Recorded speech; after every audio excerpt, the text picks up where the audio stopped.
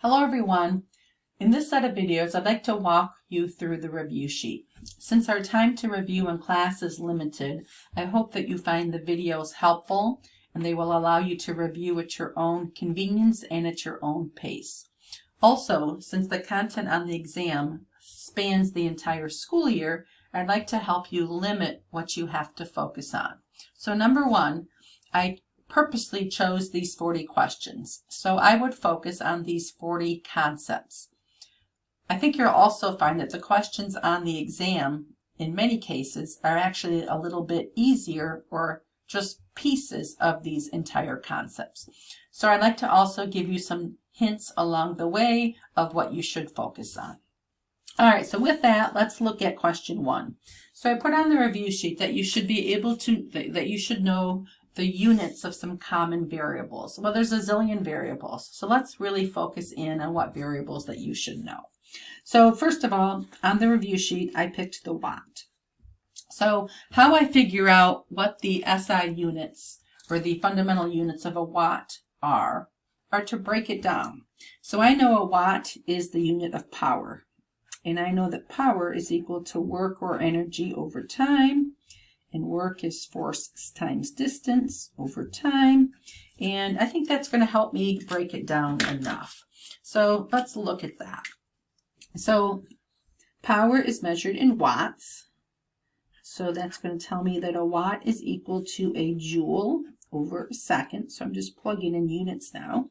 And a joule then would be equal to a Newton meter. And then we still have the second on the bottom.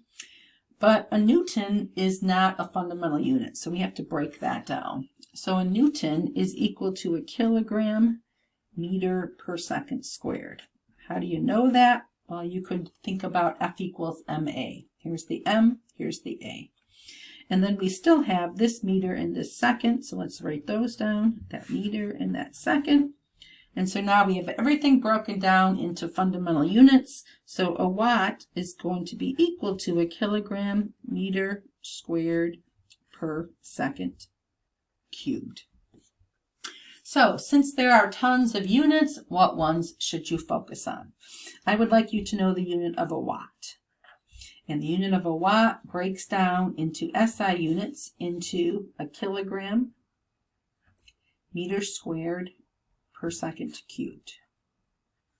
I'd like you to know the unit of a joule. A joule is going to be everything except that last second. So a joule then would turn out to be kilogram meter squared per second squared. And you could walk your way through that again. Two other ones I see common on the IB exam are momentum. So the unit of momentum, I can figure it out by thinking that linear momentum is m times v, so that's mass times velocity. And then comparing and contrasting that with angular momentum. And angular momentum is IW. So what would the units of angular momentum be? So an I, rotational inertia, would break down to an mr squared. So mr squared. And then I have W. So mass is going to be kilogram. R would be meters squared. Angular velocity is radians per second. But a radian is not really a unit. So it's going to turn out to be a kilogram meter squared per second, where linear momentum is kilogram meter squared. Oops, I'm sorry, meters per second. So if you focus on these four, you don't have to worry about other units. You're in business. All right, let's move on to number two. Number two, by the way, I will announce this in class, but I noticed that my answer is incorrect. The correct answer is going to be C. All right, so a student graphs centripetal force on the x-axis and v squared on the y-axis. What is the slope of the line equal to? So first of all, I'm going to think of an equation that's got centripetal force in it and v squared in it. And that equation would be the centripetal force equation. Fc equals mv squared over r. And I'm now just going to try to rearrange this equation so that I can rewrite it in the form of y equals mx plus b. So it said that we graphed v squared on the y-axis. So I need to get that into this position. So let's just algebraically manipulate this. I'm going to multiply both sides by r. So it's going to be FCR equals mv squared. And since I want v squared over here, I'm just going to flip these around. So that's going to be mv squared equals FC over r. Now I'm going to divide by m. All right, so now I got v squared where I need it. There's v squared. And we graphed FC on the x-axis. So I'm going to put that over here in the x position, which means I'm going to scoop up what's left, which is r over m, and I'm going to push that into the slope position, r over m. So you can see that what I have written here is the same thing that I have written here, but now I have isolated that the slope is equal to r over m. And again, I want to point out that my answer on the review sheet is incorrect, and Ansan, I just found my own mistake, so that does not count. All right, so the next one. A student. Whoops, let me look here. All right, a student drops a steel ball on planet X from various heights and collects the data. The data is then straightened by squaring the time. What is the acceleration due to gravity equal to? So again, I'm trying to think of an equation about dropping something from a height and collecting times. And if I have a guiding equation, that always helps me. And so our guiding equation, in case you don't recognize it, is going to be d equals 1/2 at squared. So I now understand why we had to square the time in order to linearize the data. So we have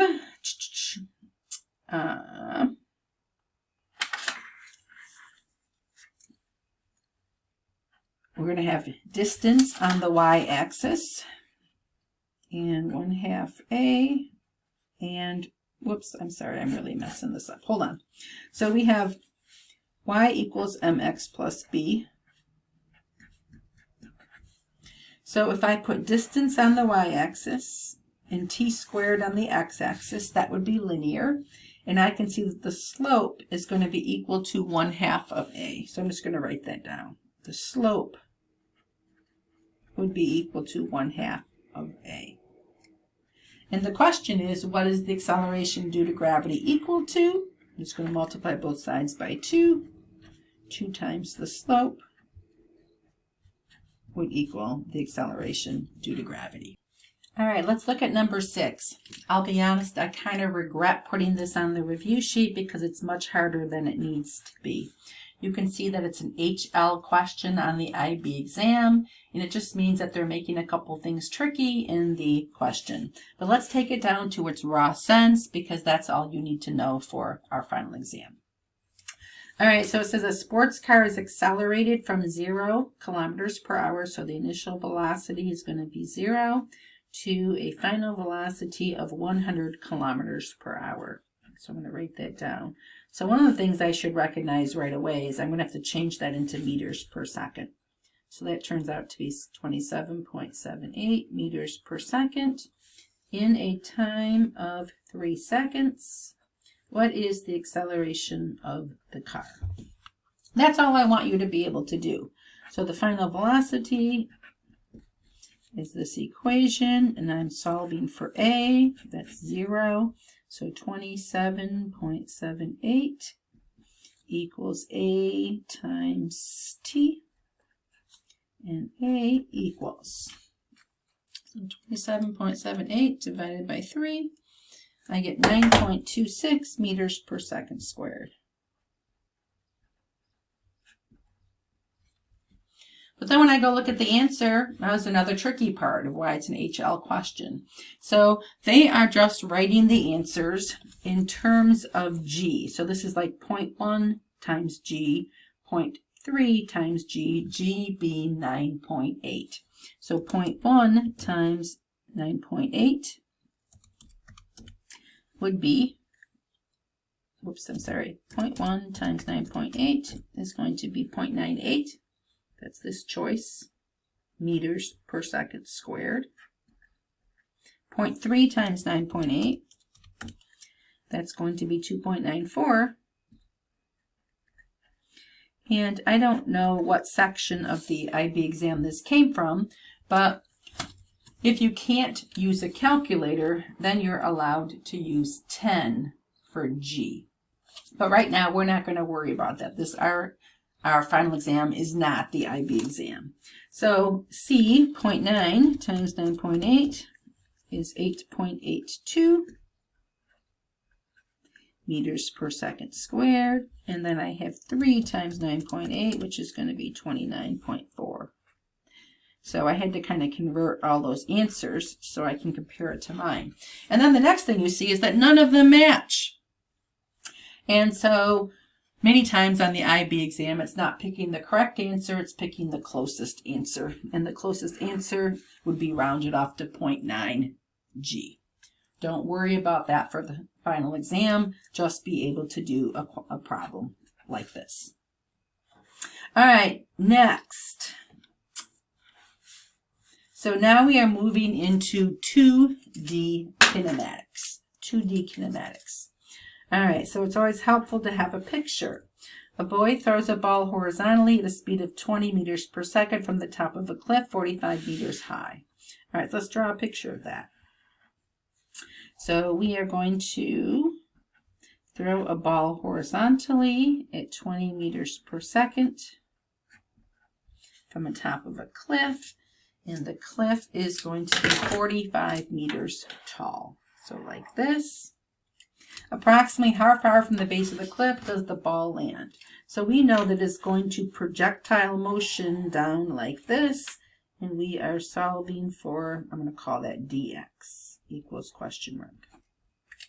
All right, the first thing you need to do is figure out how long it's going to take the ball to hit the ground. What I'm really trying to find out is I know that the velocity remains constant all the way down. So this is going to be a constant velocity equation here. And if I'm solving for dx, I know the velocity. I need to move this up so you can see it. So I know the velocity is going to be 20 because it doesn't change. And I'm looking for dx, but I don't know the time that it's in the air. And I remember that the time it takes to fall straight down is equal to the time it takes to parabola down. So that's why I'm just going to use this equation to find the time it takes to fall straight down. So the cliff is 45 meters tall, 1/2. This is going to be 9.8 t squared. And I'm just going to solve for t. So that's going to be 45.9. Whoops, hold on. I'm making a mistake.